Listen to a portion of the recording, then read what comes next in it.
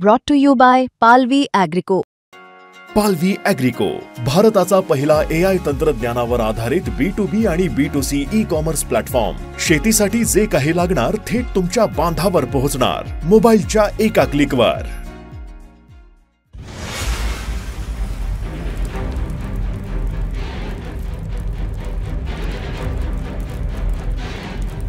तेरा क्या होगा कालिया?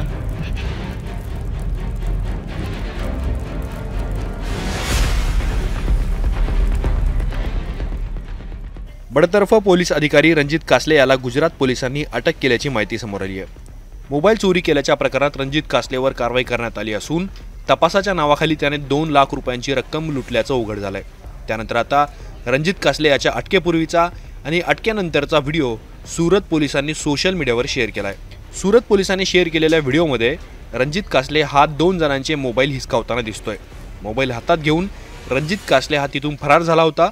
या प्रकरणात तक्रार दाखल झाल्यानंतर सुरत पोलिसांनी रणजित कासलेचा मागोवा घेतला.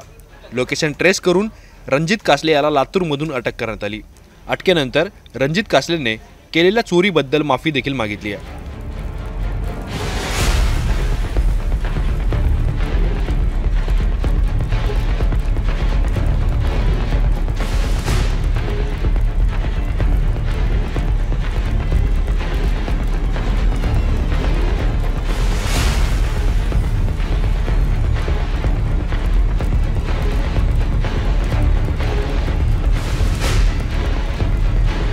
मैं रंजित गंगाधर कासले, महाराष्ट्र में मैं पुलिस सब इंस्पेक्टर था.